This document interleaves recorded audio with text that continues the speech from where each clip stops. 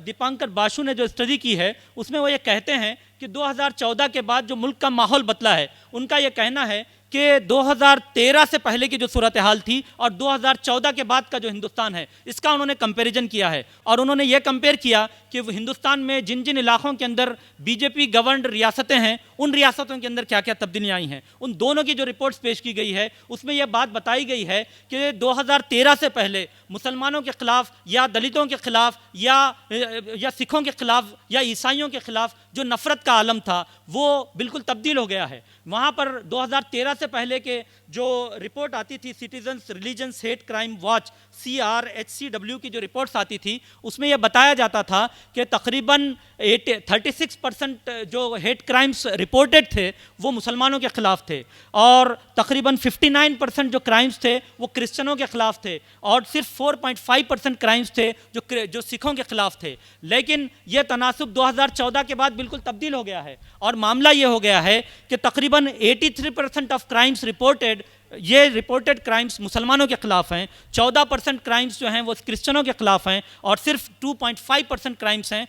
जो सिखों के ख़िलाफ़ दर्ज किए गए हैं। तो गोया इसका मतलब ये है, उन्होंने ये नतीजा अख़ज़ किया है कि इस वक्त इस मुल्क के अंदर जो हेट स्पीचेस, जो हेट का माहौल बनाया गया, उस हेट के माहौल के नतीजे में, उस नफ़रत के माहौल के नतीजे में ये पूरा तनासुब बिल्कुल बदल कर रख गया है। तो गोया ये सिचुएशन हमारे मुल्क के अंदर पैदा हुई है। इस पर वो ये लिखते हैं कि हालांकि इस वक्त जो बात सुप्रीम कोर्ट को जो बात बहुत पहले कहनी चाहिए थी, लेकिन सुप्रीम कोर्ट ने भी तकरीबन 2017 या 2018 के अंदर सुप्रीम कोर्ट को इंटरवीन करना पड़ा और सुप्रीम कोर्ट ने यह बात कही कि इस वक्त मुल्क के अंदर तशद्दुद और नफ़रत और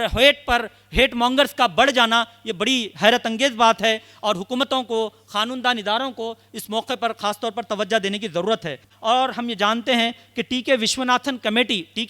कमेटी ने कुछ रिकमेंडेशंस दिए और इस रिकमेंडेशंस के नतीजे में उन रिकमेंडेशंस को इम्प्लीमेंट होना है। हम ये समझते हैं कि अगर टी.के. विश्वनाथन के